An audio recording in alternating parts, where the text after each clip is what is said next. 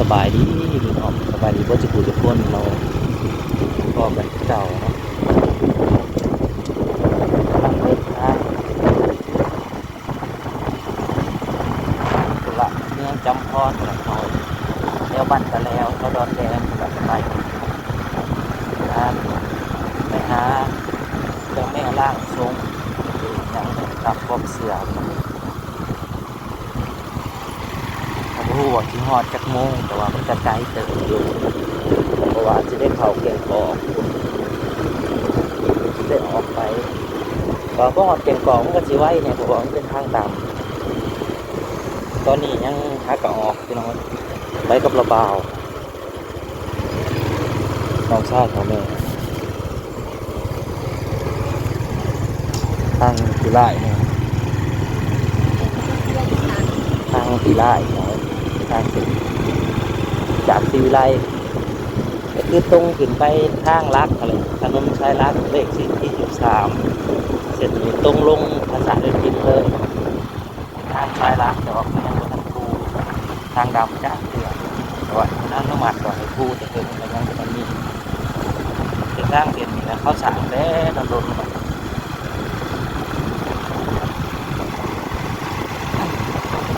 รอติดตามไปนำกันน้องเลยว่าเขาสปอร์ตจากโมงนะ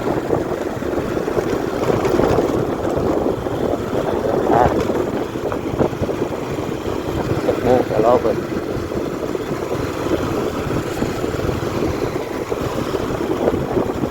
แล้วนี่เขาบริมาแต่โดนละน่าจะสิได้มาเลยนะบ้านหัวแต่มันเป็นตัวแต่ละมองกันทีมันก็เปลี่ยนไปเรื่อยๆพระเจ้ามีเพื่อนเป็นชาติคนที่เป็นตรงไหนตรงหน้าแต่ว่าตอนนี้เป็นเพื่อนเป็นนะครับเพราะว่าไพ่ก็อยากออกมาอยู่หน้าทุกมือไพ่ก็อยากอยู่ในชุมชนแบบมันอึดอัดเราเป็นโซนโต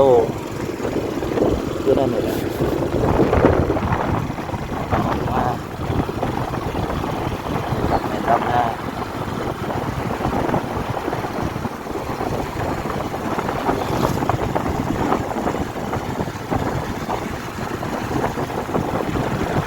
รถใหญ่ว่าน้ำหลัง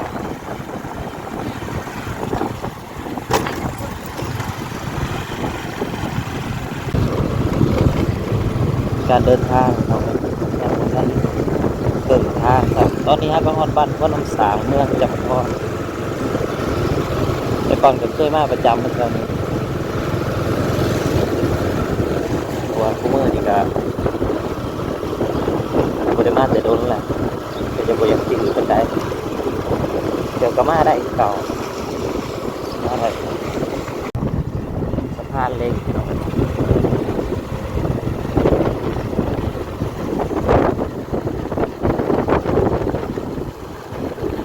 สะพานเล็ก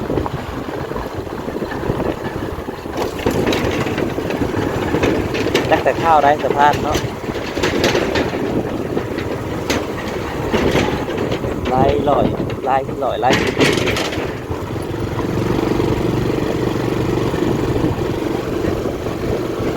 ปิดแล้วดิ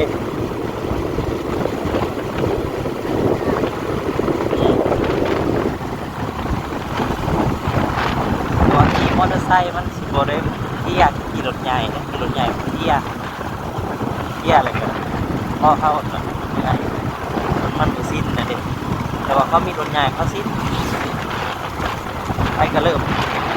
อะไรตอนนั้นต้องย้ำไปย้ำหน้าเลย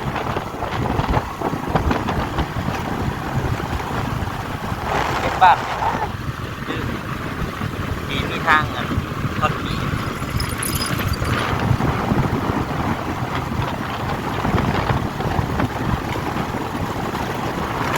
ย่ำน้ำท่วมมันก็จะท่วมเมื่อเจ้าเลยพี่น้องน้ำมามันจะท่วมก็จะว่าจะท่วมตัวน้ำมันได้แต่ว่าขั้นท่วมแล้วก็ท่วมเมื่อ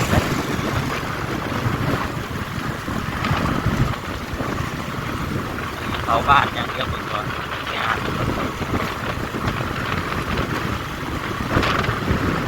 มันน้องพีบ้านน้องพี พรเรื่อยๆยังอีกยาวไกลเส้นทางครับบ้านน้องที่หมักลำไยดกเด้อปิดวิสัยกระโดดครับ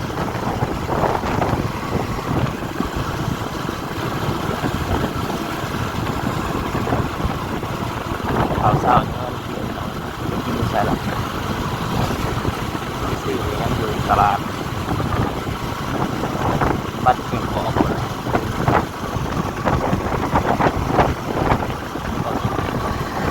ขอเดินทางก่อนพี่น้องเอ้ยระยะเป็นระยะไปเนาะ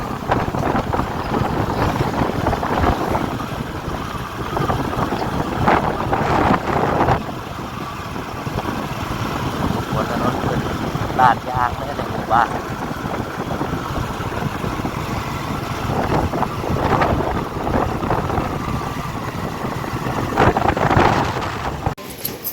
มาแวะตลาดเก็บกอกก่อนพี่น้องเอ้ย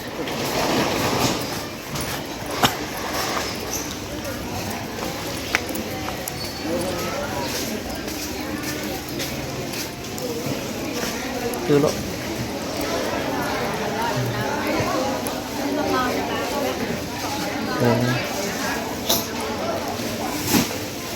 เกาะตลาดครับพี่น้องเอ้ยหน้าของหวานไปทางใดวะรถอยากยังจะเสือ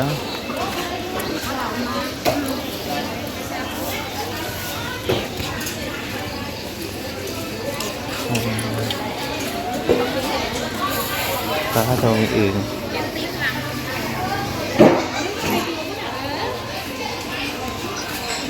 quế nè, mình quế thì mình được luôn. Quế nè.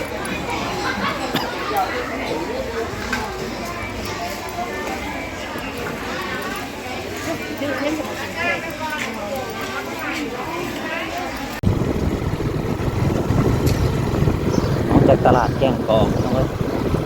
ไปต่อละถามเซ่ตัวละถามว่าเซ่จำพรไปบ้านตลาด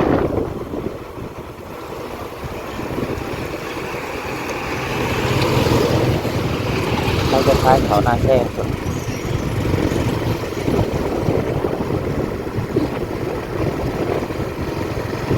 อาหารคล้ายรถเด้อไอ้เหรอวะตัวเมืองจำพรถึงจะได้แกงกอกแล้ววะ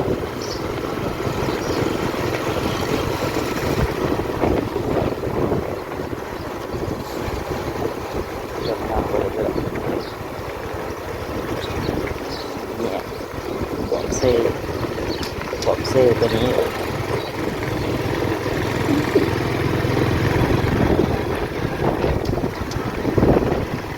ทางก็จะมันเดี๋ยวปูมันอันบางแต่มันแตกไปแล้วมันสุดไปแล้วก็จะหลดละลายตามแล้ว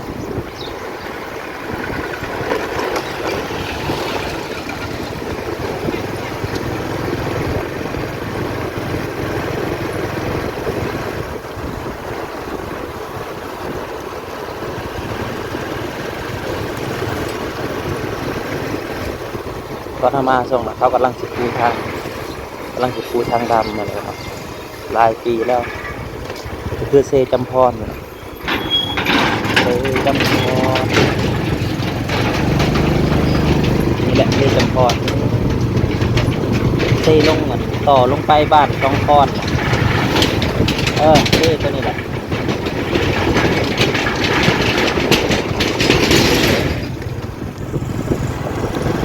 เป็นทางดีได้แบบนี้เลย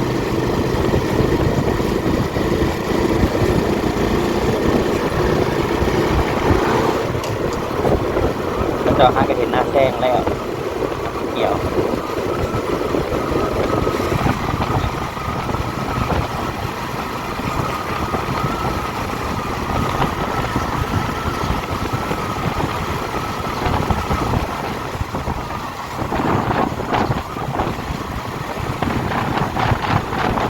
ช่วงเขามา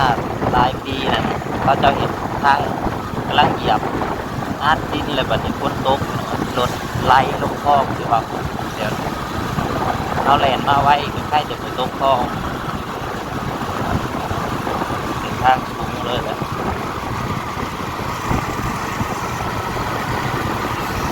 ยอดถนนเรื่อยๆถนนที่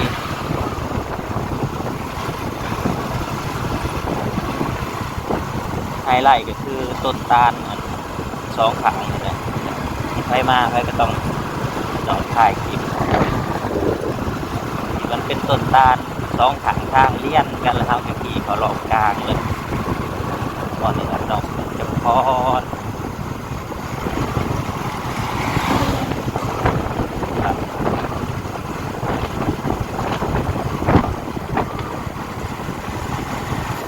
เก่ามันจะเป็นทางสองเลนเลยต้นตาลอยู่กลางตาลเลี้ยนไฮไลท์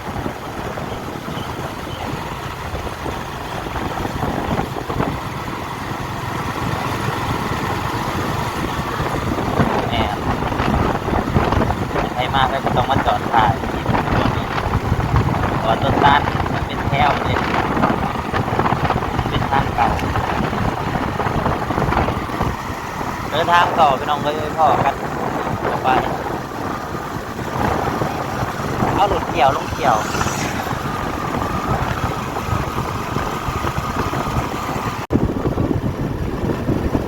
เจ้าขายอย่างนี้ขายอย่างนี้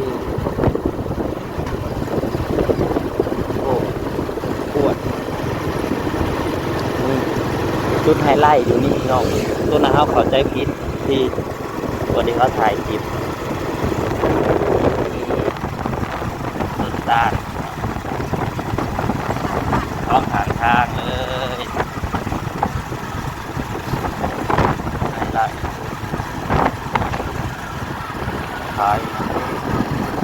ขายของพวกเดินทางไปหมู่บ้านตาแหลวจำพรเนาะที่ว่ายังบนถนนดอกยังไกลเกินแต่ว่าถนนทางคนมันดีนะตัวทางมันสูงนะสูงกว่ายันน้ำย้ำนะ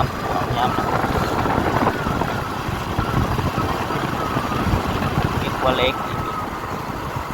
สะพานเหล็กเป็นหวยบ่เนาะเป็นหวยหรือเป็นทอง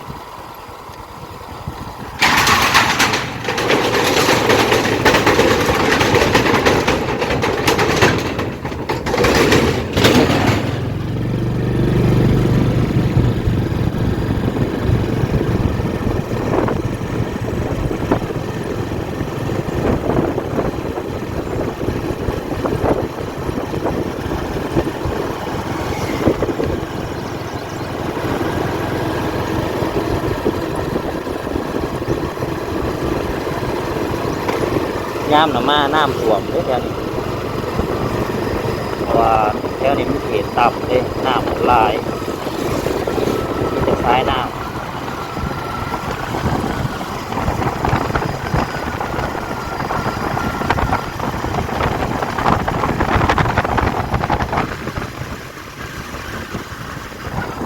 บ้านตะแล้วอีก3 กิโลเมตรสิฮอดล่ะใกล้สิฮอดล่ะ3 กิโล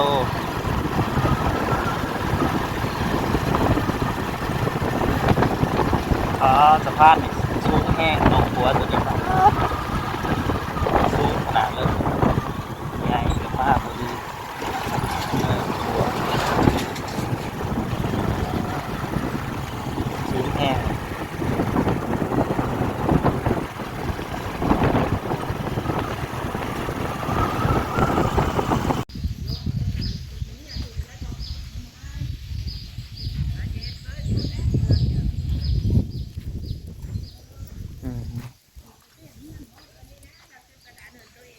มาฮอดแล้วพี่น้อง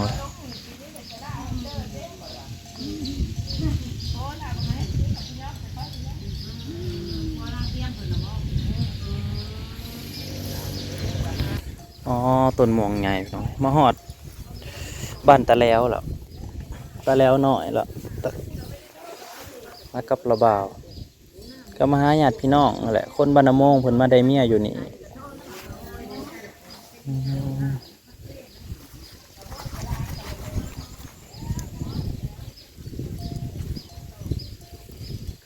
น้ำลายทางนี้แต่แล้วรอเบิ่งคลิปต่อไปพี่น้อย